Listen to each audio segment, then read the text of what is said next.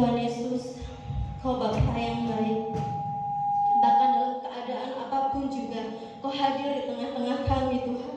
Amin. Saat ini kami rindu untuk memuji, memuliakan Engkau Yesus. Kami rindu untuk menyenangkan Engkau Tuhan. Engkau kekuatan kami, Engkau perisai kami ya Tuhan.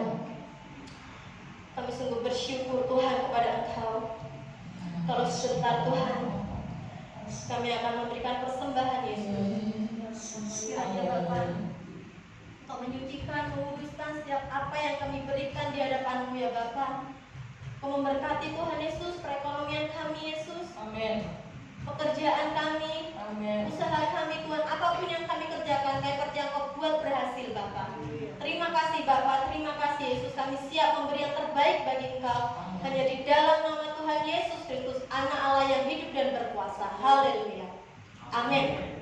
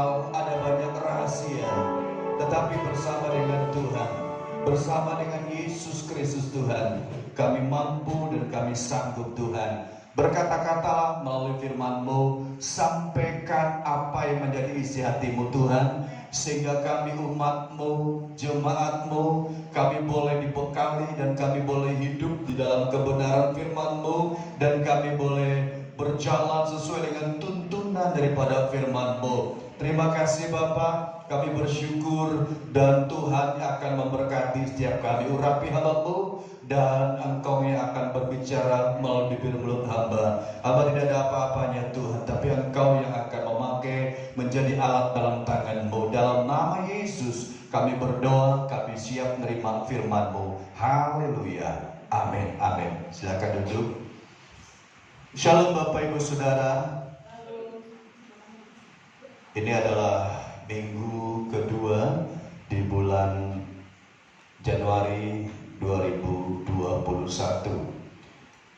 Kita dalam sepanjang tahun ini kita akan berbicara dengan topik atau tema yang ada di depan ini, yaitu integritas. Sebuah tema yang akan terus kita bahas, kita akan renungkan, kita akan camkan, kita akan lihat apa yang akan Tuhan kerjakan, sehingga kita boleh menjadi jemaat yang memiliki integritas. Kalau kita menjadi orang yang punya integritas, maka kita akan bisa menjadi orang yang dipercaya bukan hanya oleh manusia, tetapi Tuhan pun akan mempercayai kita. Kita akan bersama-sama membaca firman Tuhan di dalam Mazmur pasal yang ke-15. Mazmur pasal 15, kita akan melihat ayat yang pertama dulu. Mazmur pasal 15 ayat pertama. Judulnya di sini adalah siapa yang boleh datang kepada Tuhan. Mazmur 15 ayat pertama dikatakan, perhatikan firman Tuhan ini, Mazmur Daud. Tuhan, siapa yang boleh menumpang dalam kemah-Mu? Siapa yang boleh diam di gunung-Mu yang kudus? Ini adalah sebuah pertanyaan yang disampaikan oleh pemazmur, yaitu Raja Daud. Pertanyaan ini luar biasa, dikatakan, siapa yang boleh numpang di kemah-Mu? Siapa yang boleh, dikatakan di sini, diam di gunung-Mu yang kudus? Kalau kita melihat apa yang disampaikan oleh pemazmur ini, kita akan bisa tahu bahwa tidak semua orang yang mengaku dirinya beragama Kristen itu dilayakkan. Kenapa? Karena Tuhan mengatakan, firman Allah katakan, di sini pemazmur Daud mengatakan, siapa yang boleh numpang di kemah-Mu?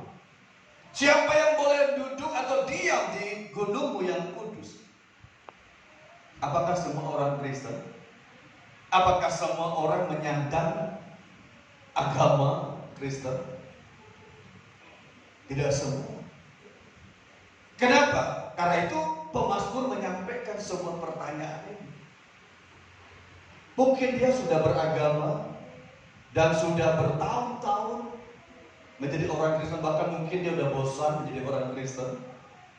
Tetapi kita melihat di sini pemazmur mengatakan, siapa yang boleh numpang di dalam kemah-Mu dan diam di gunung-Mu? Di dalam pembacaan kita lihat di sini ada 4 jawaban. Ada 4 jawaban yang diberikan oleh pemazmur, dan 4 jawaban ini yang akan kita lihat berkaitan dengan tema kita tahun ini, yaitu integritas. Dan 4 jawaban ini, yang pertama kita lihat di sini, kalau kita melihat di sini yang pertama adalah, kalau kita perhatikan ayat yang kedua, siapakah yang boleh menumpang di kemah-Mu dan siapakah yang boleh diam di gunung-Mu yang kudus? Yang pertama kita melihat di sini, kalau kita melihat membaca ayat ini, yang pertama, yang boleh diam, yang boleh diam atau numpang di kemah Tuhan yang kudus, yang pertama adalah dikatakan di sini, kalau kita baca ayat yang kedua adalah dia yang berlaku di dalam, dia yang berlaku Dia yang berlaku apa? Tidak bercela. Tidak bercela, yakni orang yang lurus hatinya dan benar perbuatannya. Ayat yang kedua mengatakan dia yang berlaku tidak bercela. Dialah yang boleh menumpang. Dialah yang boleh diam di gunung Tuhan yang kudus. Yaitu orang yang lurus hatinya, orang yang benar perbuatannya. Berarti kalau kita lihat di sini, lurus hatinya di sini adalah orang yang hidupnya tidak kompromi dengan dosa. Ini orang yang dikatakan dalam firman Tuhan adalah orang yang lurus hatinya. Dia gak mau kompromi.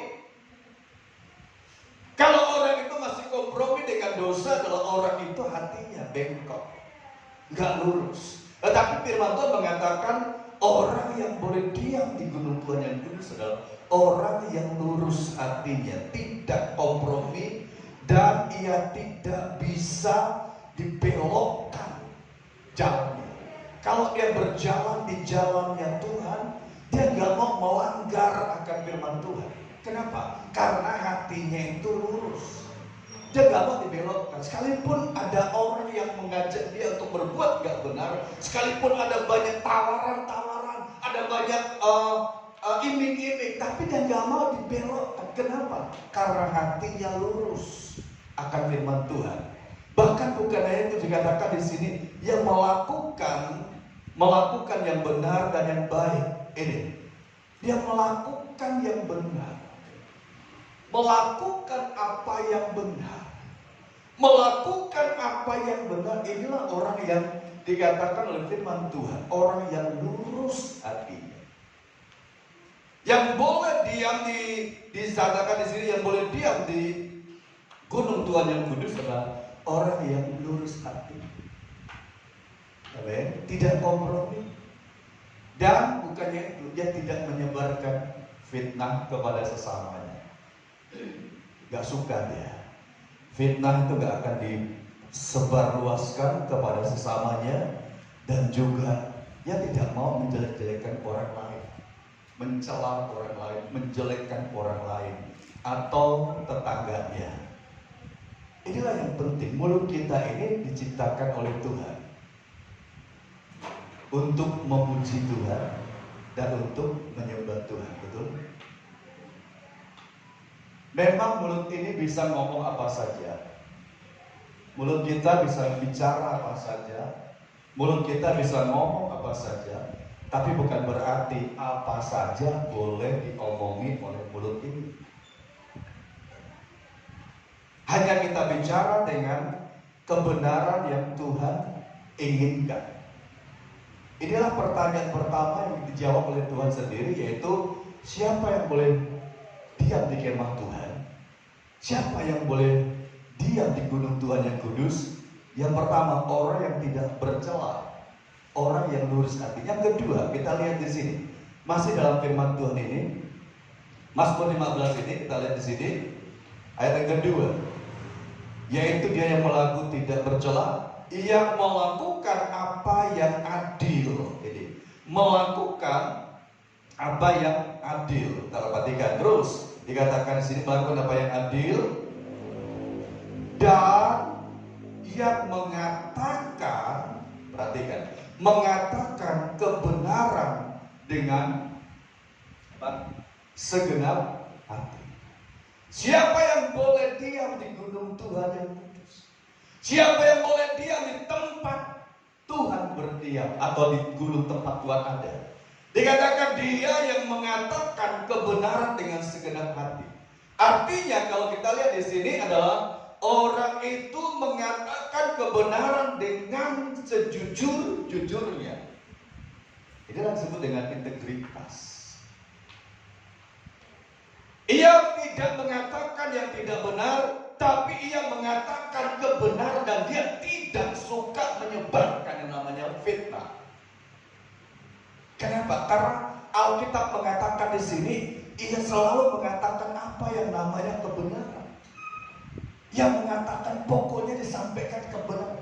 Mengatakan kebenaran ini sekalipun ada risiko. Karena itu banyak orang kan cari aman. daripada ada risiko. Tapi mengatakan kebenaran, inilah yang Tuhan inginkan. Sebagai orang percaya, sebagai anak Tuhan, sampaikan kebenaran. Karena itu Tuhan katakan, mengatakan kebenaran yang Tuhan inginkan. Sampaikan kebenaran. Mengatakan kebenaran dengan segenap hati, jangan separuh hati. Tahun ini kita diinginkan oleh Tuhan di seluruh GBBTC Family seluruh Indonesia. Kita diminta untuk memiliki hati yang memiliki integritas oleh Tuhan. Ada integritas. Karena itu, ayo mengatakan kebenaran sekalipun gak enak. Betul?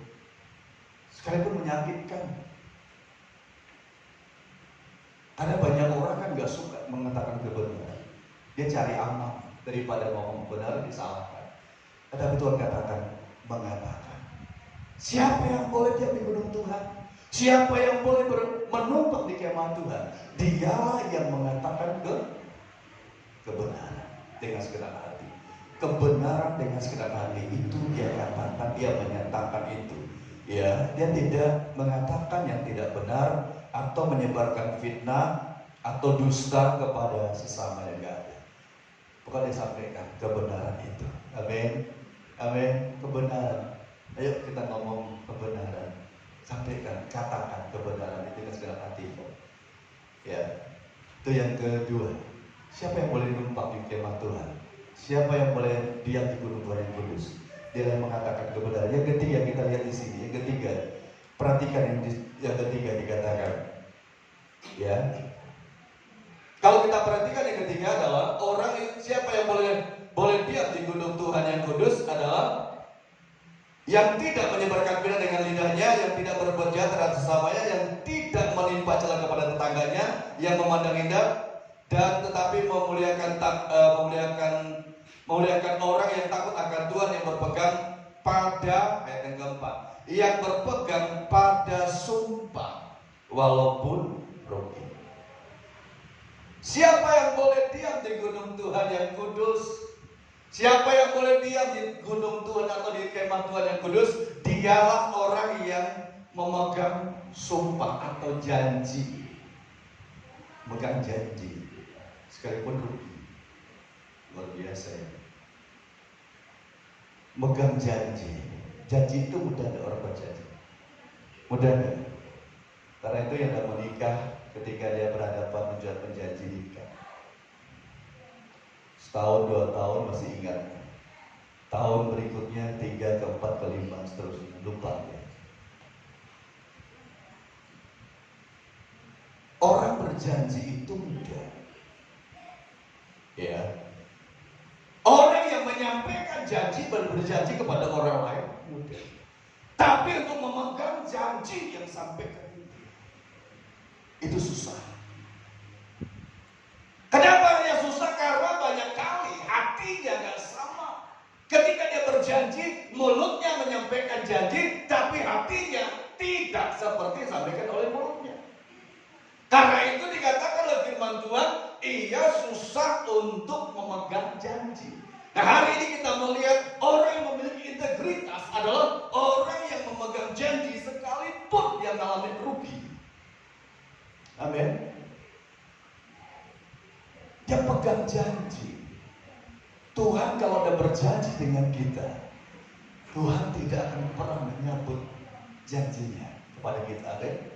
Kalau Tuhan berjanji untuk memberkati kita, Tuhan tidak pernah untuk membatalkan janji. Sudah pernah baca dalam kitab Tuhan membatalkan janji kepada umatnya? Tidak pernah. Tapi siapa yang membatalkan janji Tuhan kepada umatnya? Bukan Tuhan, tapi umatnya sendiri. Kita juga sama. Kalau kita berjanji dengan Tuhan, pegang janji kita. Ya, saya nakali orang banyak sekali yang sudah menikah. Saya tanya kepada mereka, kamu sungguh-sungguh, kamu benar? Iya Pak, sumpah Pak. Oke, jangan bersumpah kepada saya, tapi pegang janjimu. Tapi apa terjadi? Goodbye baru datang. Saya katakan, kalau engkau ingkar janji, yang berhadapan bukan dengan saya, berhadapan dengan Tuhan. Ketika orang itu mau dibaptis, dia berjanji, Tuhan, ini hidupku, aku mau mati bagi Engkau. Aku mau Tuhan segala-galanya hidup saya bagi Engkau. Tapi yang terjadi, proses demi proses, ia tinggalkan Tuhan. Memegang janji ini sangat penting, saudara. Kalau kita berjanji dengan Tuhan, jangan pernah kita lupa janji itu. Tepati janji kita, dan jangan kita menjadi orang yang mudah mengucap janji, tapi kita menjadi orang yang mencela-mencela. Ya, pegang janji kita. Amin. Mau tahun ini kita pegang janji di hadapan Tuhan. Memang gak mudah, saudara. Tapi peganglah, itu yang Tuhan inginkan. Kalau kita pegang janji di hadapan Allah, maka Tuhan katakan, aku akan memberkati engkau, karena engkau tidak ingkar janji. Ya, janji kita di hadapan Tuhan itu penting. Janji itu dipegang. Amin. Jangan pernah kita ingkar, jangan pernah kita lupa akan janji kita kepada Tuhan. Karena kalau kita pegang janji kita, Tuhan akan memberkati kita. Yang berikutnya kita melihat di sini, siapa yang boleh numpang di rumah Tuhan. Kalau kita lihat di dalam ayat ini, dalam firman Tuhan ini, siapa yang boleh numpang di rumah Tuhan? Kalau perhatikan ayat ini, katakan yang tidak meminjam uangnya dengan makan riba, dan tidak, ayat 5, dan tidak menerima suap melawan orang yang tidak bersalah. Ini siapa yang boleh numpang di rumah Tuhan? Siapa yang boleh diam di gedung Tuhan? Dialah orang yang tidak menerima suap. Bukan suap ya, suap. Orang itu yang tidak menerima suap, dia yang boleh. Sekarang banyak orang yang terima suap. Sekali kita korupsi. Betul? Mungkin kita berkata, lupa saya tak pernah korupsi, Pak. Tapi seringkali kita korupsi. Betul? Sadar atau tidak sadar, kita jadi orang yang seringkali korupsi di hadapan Tuhan. Korupsi apa? Korupsi waktu. Kita korupsi. Kalau kita jadi orang yang berpegang teguh akan firman Allah, tidak menerima suap melawan orang yang tidak bersalah, kita pegang firman Tuhan, kita pegang akan kebenaran firman Allah, itu membuat kita jadi orang yang kuat. Kalau kita lihat di sini, ini yang terjadi dalam diri kita. Jangan di akhir tahun 2020 kita dihebohkan dengan satu berita yang mengaku dirinya beragama Kristen, tapi dia jadi orang yang korupsi. Akhirnya heboh seluruh Indonesia, bahkan dunia. Ya, karena itu kita belajar supaya kita nggak terima suap atau korupsi. Peganglah firman Tuhan, hidup dalam firman Tuhan. Amin. Hidup dalam firman Tuhan. Lalu kita lihat di sini apa yang terjadi kalau kita memiliki integritas. Apa yang terjadi dalam diri kita kalau kita punya integritas? Kalau kita punya integritas itu adalah kejujuran. Apa yang terjadi dalam diri kita? Coba kita lihat Mazmur pasal ke-15 ayat yang ke-5. Perhatikan di sini. Ya. Mazmur 15 ayat yang ke-5, perhatikan tadi dikatakan di sini. Ya. Yang tidak meminjam uangnya dengan makan riba dan tidak menerima suap melawan orang yang tidak bersalah. Siapa, perhatikan, siapa yang berlaku demikian, dikatakan apa? Apa?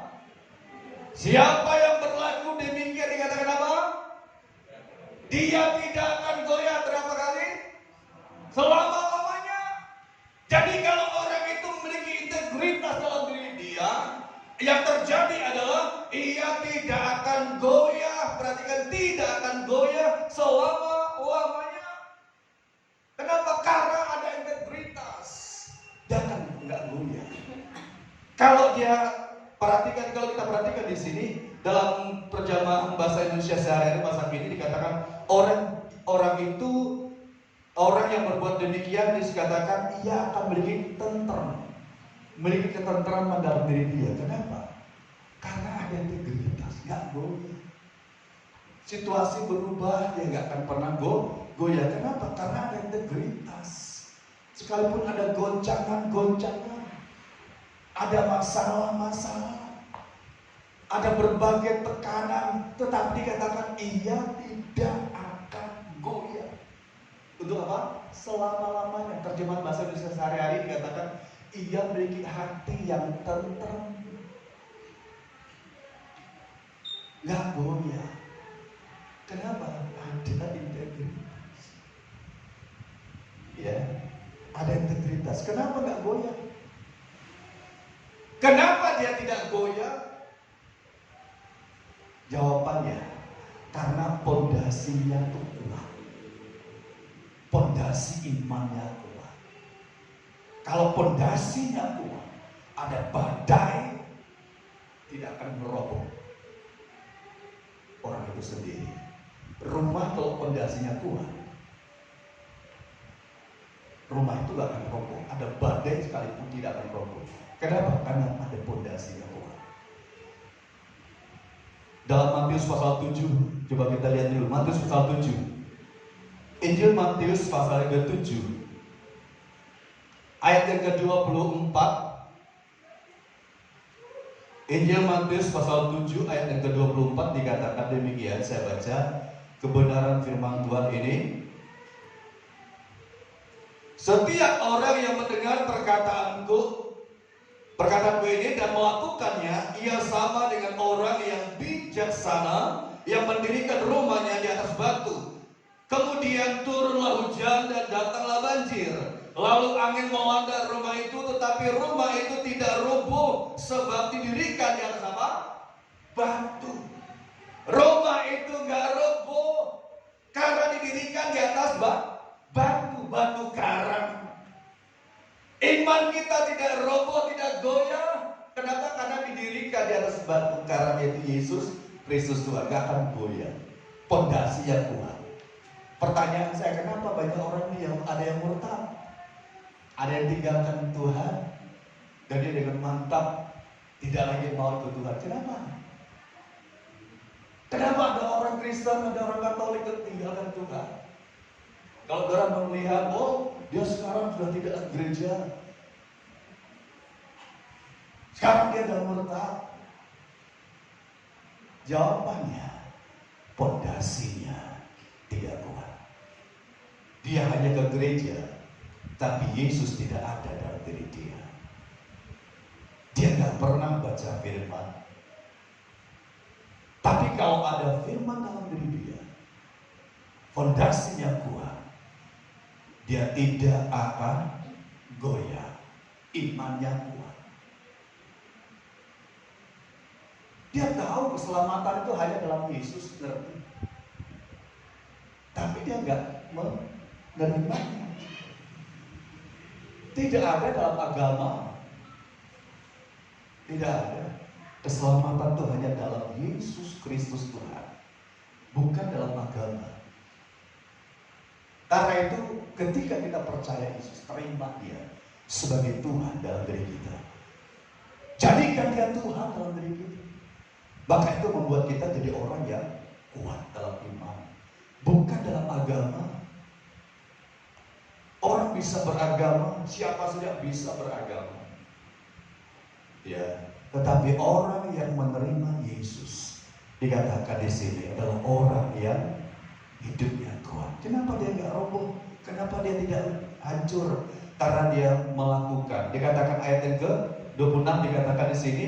Tetapi tiap orang yang mendengar perkataanku ini, ia tidak melakukannya, ia sama dengan orang yang bodoh mendirikan rumahnya di atas pasir. Kemudian turunlah hujan dan datanglah banjir, lalu angin melanda rumah itu sehingga rubuhlah rumah itu dan hebatlah kerusakannya. Rumah itu rubuh. Kenapa? Didirikan di atas apa? Pasir. Saudara, kalau didirikan rumah di pinggir pantai pasir, itu akan datang air, rumah itu roboh. Ada berita saya lihat dikirim oleh teman-teman, dikirim kemarin ada pesawat yang jatuh, Sriwijaya, Jakarta Pontianak. Ya, saya lihat apakah ada ponakan saya di situ, karena memang di situ diposting foto dia dengan istri dan anaknya. Saya pikir apakah dia ikut di pesawat, tapi dia tulis di situ di pesawat Sriwijaya Pontianak, Jakarta Pontianak. Sampai hari ini Basarnas nyari belum ketemu.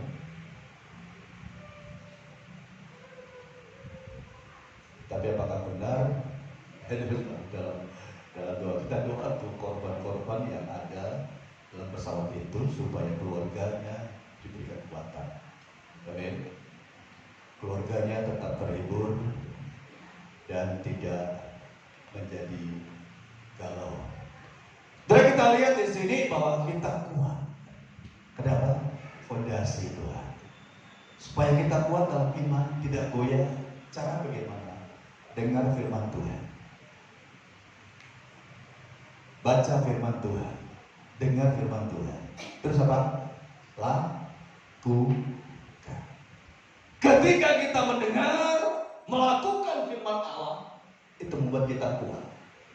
Kalau dikatakan tadi ada orang hanya mendengar mendengar firman Tuhan dan dia tidak melakukannya, dia sama seorang yang mendirikan rumahnya di atas pasir, lalu badai datang, roboh. Tapi kalau orang itu mendengar, melakukan, mungkin itu berat, bertentangan dengan iman, dengan daging kita. Kadang-kadang daging kita kan menolak, nggak bisa, kita milih-milih. Tapi kalau yang enak kita lakukan, yang sesuai dengan kehendak kita. Tapi kalau nggak sesuai kita nggak lakukan. Karena itu belajar di tahun 2021 ini awal minggu kedua ini. Tema tahun ini adalah integritas. Dengar firman Tuhan, lakukan firman Tuhan. Amin. Sekalipun itu berat, lakukan. Minta kepada Tuhan, Tuhan, beri kemampuan kepadaku supaya aku bisa melakukan firman Tuhan. Itu yang pertama tadi. Apa yang terjadi dalam diri kita kalau kita punya integritas? Kita tidak akan goyah selama-lamanya. Amin. Yang kedua, yang terjadi adalah integritas akan mempertahankan jabatan kita. Jabatan, posisi yang Tuhan berikan. Integritas itu mempertahankan jabatan, posisi yang Tuhan berikan. Tuhan banyak kali memberikan kepada kita posisi. Betul? Ada banyak posisi yang diberikan oleh Tuhan. Tapi bagaimana caranya kita bisa mempertahankan itu? Kadang-kadang ada orang diberikan, dipercayakan Tuhan posisinya, tapi dia tidak bisa mempertahankan. Hancur dia. Simpson contohnya. Hancur. Tapi hari ini integritas itu mempertahankan, integritas karakter kita. Paulus katakan demikian di dalam, kalau kita melihat dalam firman Tuhan ya, 1 Korintus 4 ayat 9 sampai 15. Di situ Paulus katakan bagaimana karakter dia. Dia katakan bahwa ia dipanggil, ia dikatakan di situ adalah orang yang seperti sampah. Dia adalah orang yang dianggap tidak berarti, dia dihina, dicaci maki, tapi dia katakan dia tetap sabar. Ia sabar, ia tidak melakukan perlawanan. Jadi ada promosi dari Tuhan. Yang mampu mempertahankan itu adalah karakter kita. Saudara yang bekerja di dunia pekerjaan, jabatan mungkin diangkat oleh Tuhan, ditaruh di LB lagi. Tapi bagaimana caranya supaya engkau bisa bertahan di situ? Atau lebih naik lagi nanti? Mungkin nanti akan lebih hebat lagi. Caranya bagaimana? Caranya satu adalah punya integritas, karakter integritas. Kalau tidak ada karakter yang baik, susah. Tapi kalau engkau ingin mempertahankan jabatan pekerjaan, berikan punya karakter yang namanya integritas. Amin. Kalau kita lihat dalam 1 Korintus ini, ya, Paulus apa yang disampaikan oleh Paulus? 1 Korintus pasal yang keempat. Pasal yang keempat dikatakan, saya baca di sini, pasal 4, 1 Korintus pasal 4 ayat yang ke-9. Saya baca, sebab menurut pendapatku Allah memberikan kepada kami para rasul tempat yang paling rendah, sama seperti orang-orang yang telah dijatuhi hukuman mati. Sebab kami telah menjadi tontonan bagi dunia, bagi malaikat-malaikat dan bagi manusia. Kami bodoh oleh karena Kristus, tetapi kami arif dalam Kristus. Kami lemah tetapi kamu kuat. Kamu mulia tetapi kami hina. Sampai pada saat ini kami lapar, kami haus, telanjang, dipukul, dan hidup mengembara. Kami melakukan pekerjaan tangan dengan tangan yang berat. Kalau kami dimaki-maki, kami memberkati. Kalau kami dianiaya, kami sabar. Kalau kami difitnah, kami tetap menjawab dengan ramah. Kalau kami telah menjadi sama dengan sampah dunia, sama dengan kotoran dari segala sesuatu, sampai pada saat ini. Hal ini kutuliskan bukan untuk memalukan kamu, tetapi untuk menegur kamu sebagai anak-anakku yang kukasih. Nah, Paulus katakan, kami di mana? Kami mengalami berbagai hal yang berat, tapi kami memberkati, kami sabar. Kenapa bisa terjadi? Padahal kalau kita lihat latar belakang, Paulus itu adalah orang yang ganas, gak mau kompromi. Kenapa bisa terjadi? Dia melakukan ini kenapa? Karakternya dibentuk. Saudara ingin mengalami posisimu lebih lagi naik, diberkati oleh Tuhan, kamu ini miliki karakter integritas, bahkan lebih lagi diberkati oleh Tuhan. Jadi orang yang jujur, jadi orang yang dipercaya, jadi orang yang baik, sehingga engkau akan bisa diberkati oleh Tuhan. Ya, gak enak, tetapi kita belajar. Kita belajar jadi orang yang seperti ini. Promosi dari Tuhan itu luar biasa. Kadang-kadang kita terkaget-kaget, tetapi mempertahankan itu sangat penting. Sama juga saudara, ketika Tuhan memberkatimu, ketika Tuhan menolong hidupmu, kita kadang-kadang seperti bermimpi. Tapi untuk mempertahankan berkat Tuhan, anugerah Tuhan itu dibutuhkan keseriusan, dibutuhkan karakter yang baik, kesungguhan. Amin. Kalau engkau diberkati oleh Tuhan, jangan berkata ini karena kekuatan saya, tapi karena anugerah Tuhan. Semuanya karena anugerah Tuhan. Karena itu dibutuhkan kesungguhan kita untuk mempertahankan itu. Yang terakhir kita lihat di sini, integritas adalah ciri bahwa kita ini adalah murid Kristus. Itu cirinya. Jadi murid Kristus itu adalah murid yang punya integritas. Itu cirinya. Ciri murid Kristus adalah cirinya punya integritas. Yesaya 50 ayat keempat mengatakan Tuhan memberikan lidah seorang murid. Diberikan Tuhan lidah seorang murid. hidupnya, dan itulah ciri seorang murid Kristus.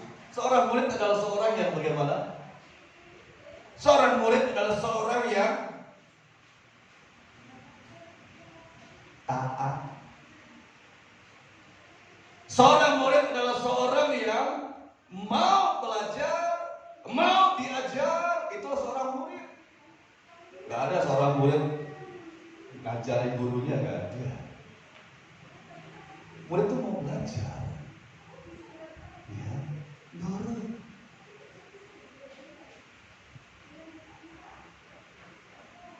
Itu murid. Kalau ada murid yang membandel, selalu diserang. Setiap kita pernah jadi murid, betul? Di sekolah. Bagaimana kita? Jam sekolah itu ditentukan oleh sekolah. Apa kita berani melanggar jamnya? Sekolah yang ecek-ecek sih nggak apa-apa, lewat samping, lewat jendela, bisa. Ya, jadi sekolah yang punya peraturan yang ketat, nggak bisa main-main. Saya ingat dulu anak saya di GSKI, SD-nya TK ya, sama Pak Gilang juga, Pak Dian. Itu pagi-pagi loh, berangkat pagi. Telat, resikonya tidak akan bisa pergi belajar. Makanya itu proses ketika TK sampai SD, SMP. Dan itu gak jadi kaget tadi ya. Kenapa? Karena murid itu mau belajar. Dia selalu mau belajar dan minta diajar supaya tidak apa? Murid itu mau belajar dan terus belajar supaya tidak apa? Itu tidak apa? Tidak sendiri ya. Itu murid. Mau belajar, yang nggak dia tahu dia belajar, yang nggak ngerti dia belajar, dia coba tanya kepada orang yang ngerti. Kenapa? Karena dia murid. Nah, murid itu adalah orang yang mau belajar sama dengan kita. Kita adalah murid Yesus. Kita mau belajar dengan Tuhan, belajar dengan nama Tuhan, belajar supaya Tuhan menolong kita. Dan orang yang seperti itu adalah orang yang akan bisa nanti bertumbuh dalam iman. Artinya, orang-orang yang melakukan firman Allah dalam hidup dia akan membuat dia naik, dan naik. Itu akan berkati dia. Ya, itu sebelum pandemi bulan Maret kita 2020 ya, waktu itu sudah nggak boleh kemana-mana. Kita setiap bulan selalu di Jakarta, di Serpong. Saya sama Ibu Gembala kita berangkat ke sana kadang-kadang bawa jemaat dan juga Mas Albert. Kenapa? Kita murid, kita belajar. Besok KPN tanggal berapa? Tanggal berapa KPN besok? Tanggal 12. Semua pelayan Tuhan diharuskan mengikuti lewat Zoom. Nanti bisa berbicara bersama-sama. Ya. Paginya ada PG, pertemuan gembala. Sekarang dia lewat Zoom. Jadi kita coba kita mau belajar. Ya, urapan membawa kita naik, tapi karakter itu akan menentukannya. Darah murid siapa? Murid Yesus. Belajar. Amin. Kalau kita mau belajar, kita tidak akan ada orang yang tinggi hati. Belajar, terus belajar. Itulah seorang murid. Belajar. Semakin dia punya ilmu banyak, dia semakin rendah hati. Ya. Saya punya teman banyak yang orang-orang pintar. Saya lihat orangnya rendah hati, nggak sombong-sombong. Bahkan ada satu, dia seorang yang cukup cerdas saya. Tapi dia mau di rumah dia kerja aja sih. Sembarangan dia kerjakan. Saya bertanya, kok semua dikerjakan? Dia ketawa. Dan terus di Pak Robert, saya lakukan ini. Jadi kita melihat di sini, belajar itu murid. Kita ini adalah murid Yesus, amin. Murid Yesus. Belajar dan mau diajar supaya pintar, supaya bertumbuh, supaya dewasa dalam Tuhan. Amin.